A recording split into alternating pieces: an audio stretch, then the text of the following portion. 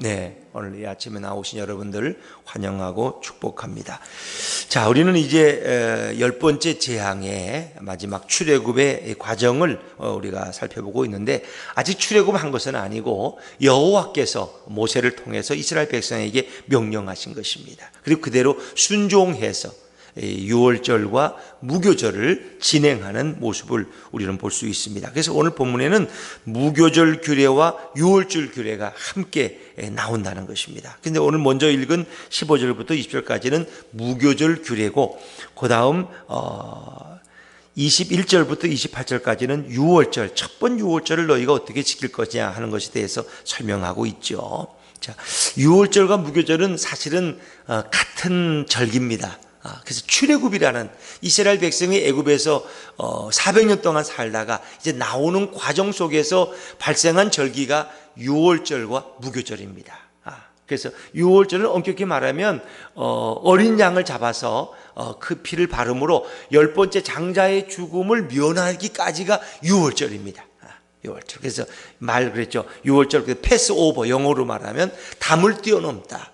여호와께서 애굽의 장자들을 죽이러 가실 때 이스라엘 백성들의 집에, 임방과 설주에 피가 칠해 있을 때, 어린 양의 피가 있을 때 그것을 뛰어넘는다는 것을 그걸 모면하게 해준다. 또 보호해 준다는 거죠. 그래서 피는 진노와 저주에서 우리를 모면하게 하고 또 우리를 보호하는 이 놀라운 역할이 있는 거죠. 그래서 이거까지가 유월절이고, 그 다음 유월절이 지나면 이제 그때부터가 무교절이라고 그러죠. 정확히 말하면 유월절 아비벌 14일 저녁 어린 양을 잡아서 제사를 드리고 그 양고기를 함께 나눠 먹는 거, 그 14일 저녁까지가 유월절입니다.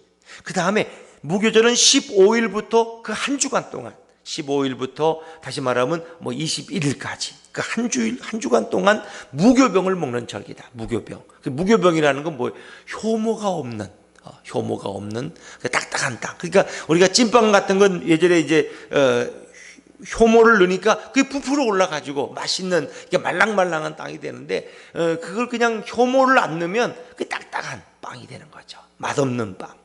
그걸 얘기하는 거예요. 그러니까 그들이 애굽에서 받은 그 고통의 쓴 기억, 그래서 쓴 나물을 먹고 무교병을 먹어라. 효모가 들어가지 않은 딱딱한 떡을 먹는 절기라는 것은 그 쓴 기억을 잊어먹지 말라는 거예요. 또 죄악의 우리 고린도서나 이렇게 신약에서는 또 바리새인과 사두개인의 뭘 조심하라 그래요? 누룩을 누룩. 이 누룩이 바로 효모예요. 누룩. 그러니까 누룩을 조심하라는 것은 바리새인과 서기관들의 위선을 조심하라. 그들의 죄를 조심하라는 거예요. 그래서 이 신약에서는 누룩이라는 것이 위선 혹은 또 죄, 이런 의미로 사용되어지는 거예요. 그래서 이스라엘 백성이 그 죄악의 애굽의 땅에서 참으로 고통당하던 그런 것을 잊어먹지 말아라. 그리고 그 죄악의 땅을 얼른 떠나라. 그래서 어제 우리가 읽어본 유월절 규례 중에서 어떻게 해요? 이 유월절을 지킬 때 우리 다시 한번 읽어볼까요? 12장 11절 말씀. 12장 11절입니다. 12장 11절 시작. 너희는 그것을 이렇게 먹을지니 허리에 띠를 띠고 발에 신을 신고 손에 지팡이를 잡고 급히 먹으라. 이것이 여호와의 유월절이니라. 아멘. 급하게 이 죄악의 땅을 급하게 떠나라는 거예요. 죄라는 건 여러분이 빨리 떠나야지, 죄악이 좋아서 죄와 손잡고 그걸 즐기면 안 된다는 거예요. 이 죄를 지면 어떨까? 그 느낌을 느끼면 이건 잘못하면 죄에 넘어가고 만다는 거예요.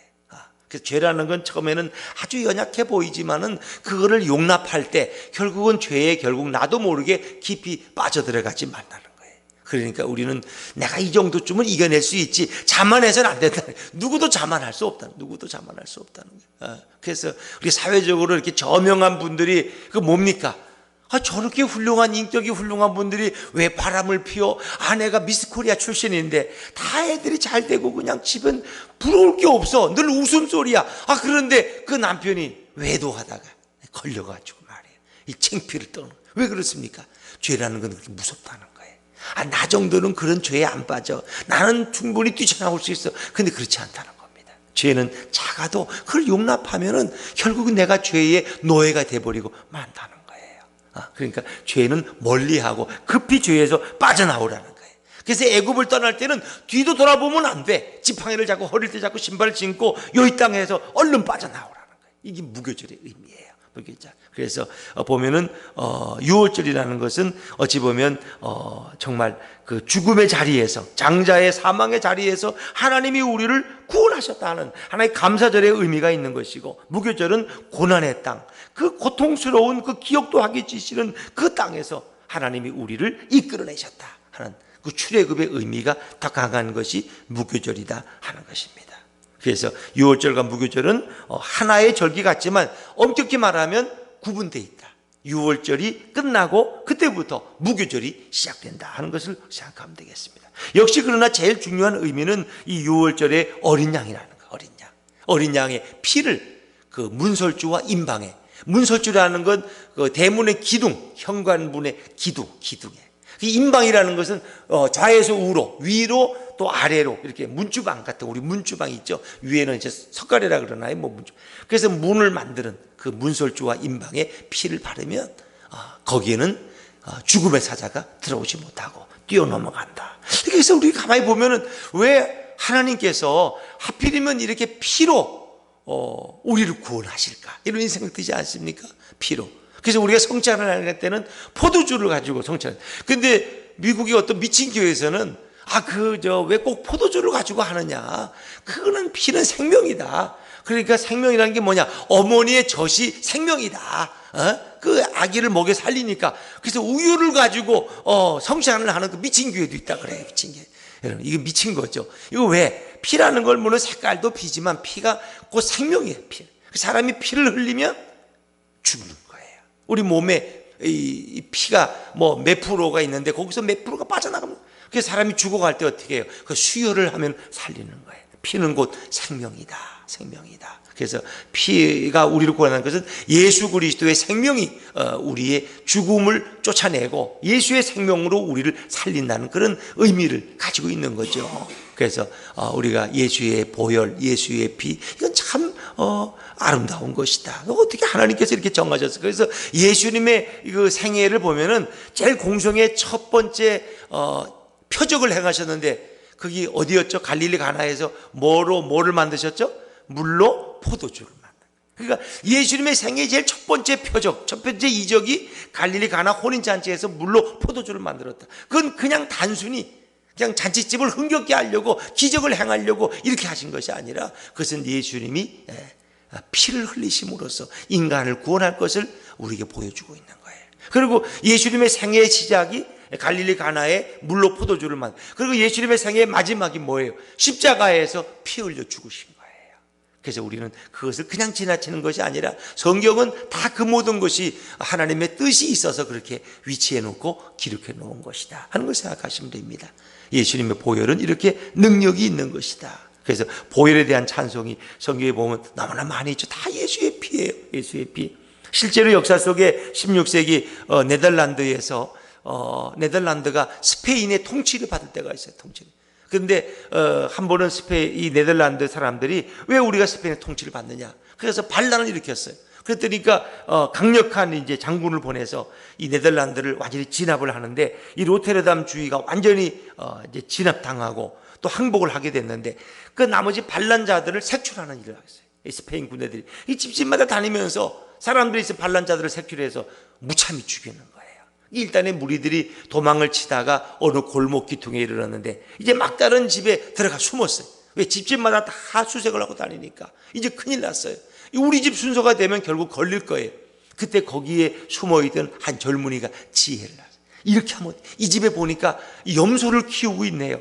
이 염소를 잡아가지고 그 피를 이 대문에 들어가는 입구에 뿌려놓고, 마당에도 뿌려놓고, 그 피가 골목으로 흘러가는 거예요.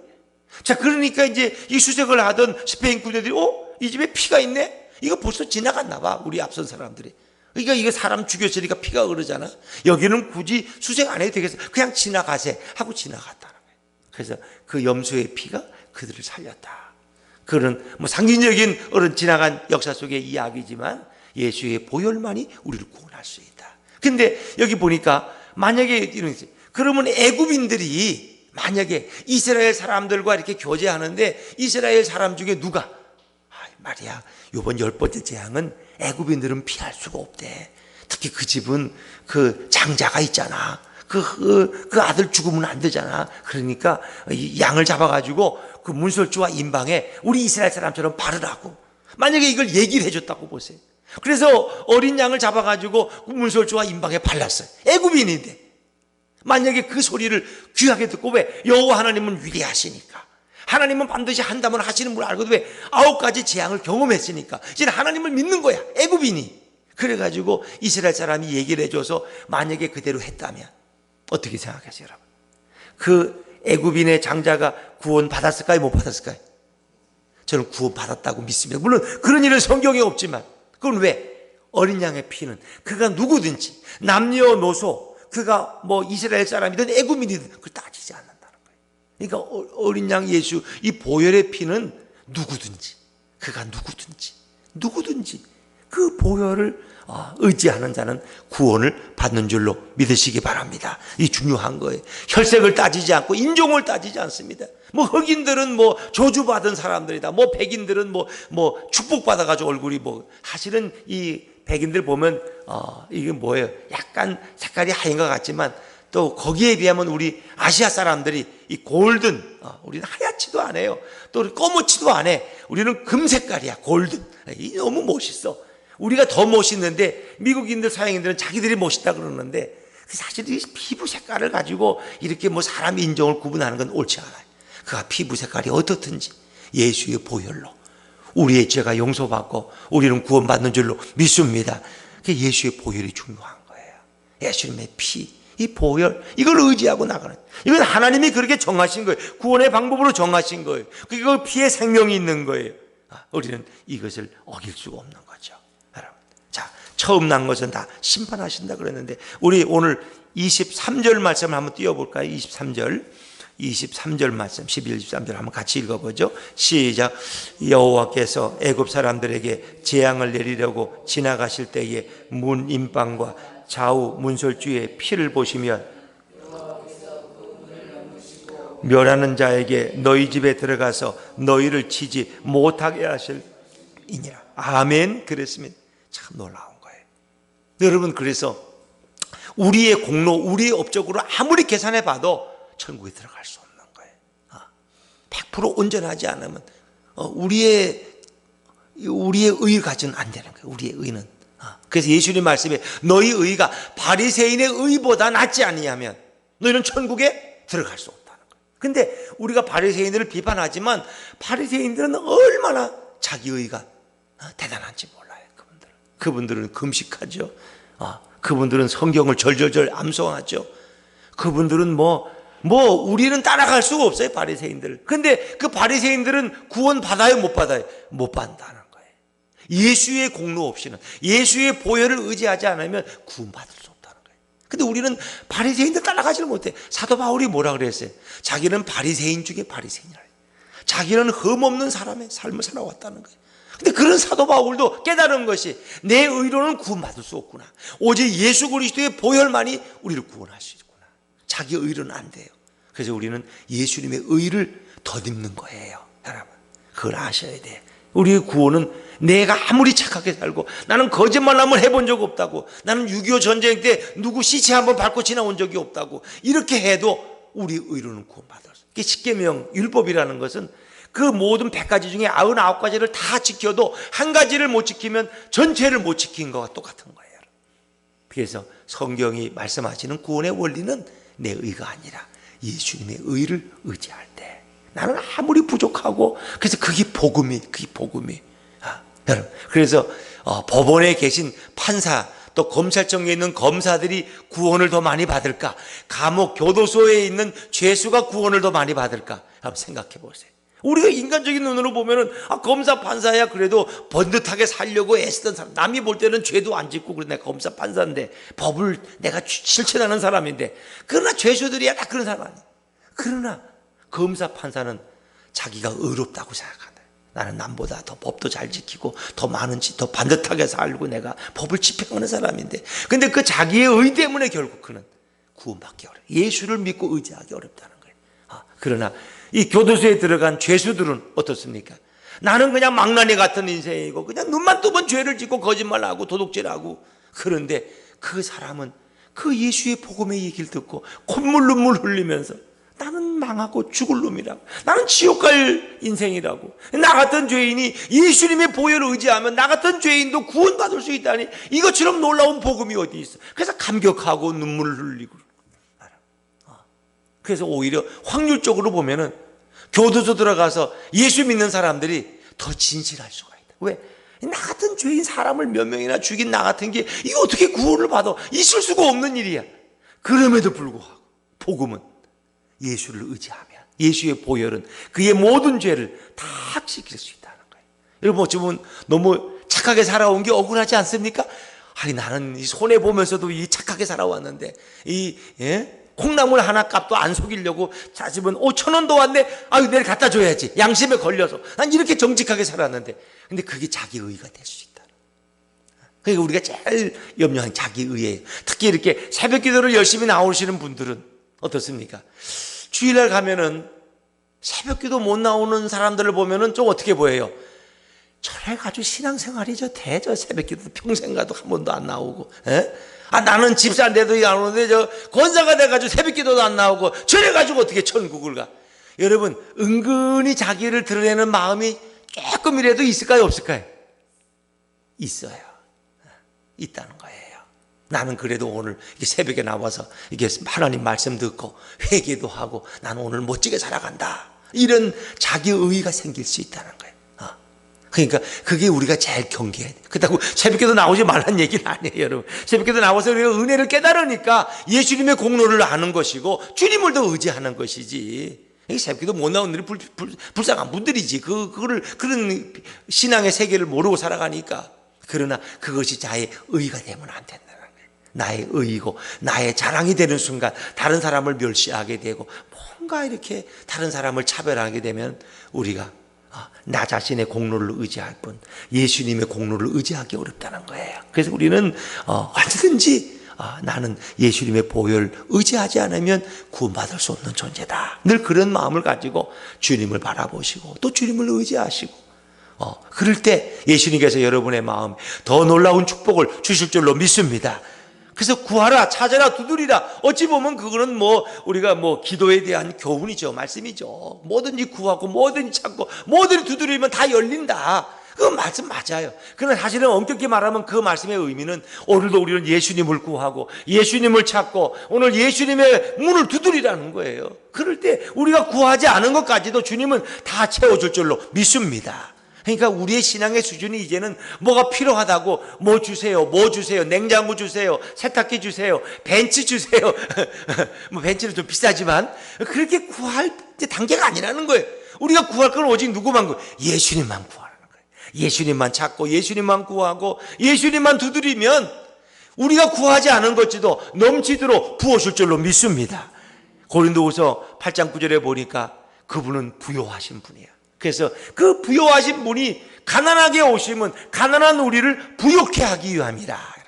그래서 예수님께는 모든 것이 다 있는 거예요. 그러니까 그게 잘못됐다는 건 아니에요. 우리가 필요한 게 있으면 기도하고 부르짖어야지. 근데 이제 여러분의 신앙의 수준은 이제 그 정도가 아니라, 참 교회 나오는 분들은 하나님 돈이 없어요, 돈 주세요, 집 주세요, 차 주세요, 우리 아이 합격해 주세요, 이런 거 이제 구하지만은 그건 가장 초보적인 단계예요. 초보적. 근데 이제 우리는 그 정도 수준에 머무르지 말고 이제는 오직 하나님을 구하고 예수님을 구하라. 그럴 때 우리가 구하지 않은 것까지도 다 풍성히 채우시고 늘 우리와 동행하시는 주님을 경험하며 살게 될 줄로 믿습니다. 날마다 이 어린아이 수준에 죽만 먹고 계실 수는 없잖아. 이제는 우리는 신앙의 수준을 좀 높여서 오늘도 예수님을 찾고 예수님을 구하고 오늘 예수님께 문을 두드리는 그런 인생이 될 때에 주님은 여러분을 떠나지 아니하시고 여러분의 마음속에 임재하시며 여러분과 승리하는 그런 하루가 될 줄로 믿습니다. 오늘도 그 주님 의지하고 오늘도 주님의 보혈의 공로 의지해서 내가 오늘 구원받은 이 확신과 기쁨과 감사 가운데 주님께 영광 돌리는 복된 하루 되시기를 간절히 바랍니다. 기도하겠습니다.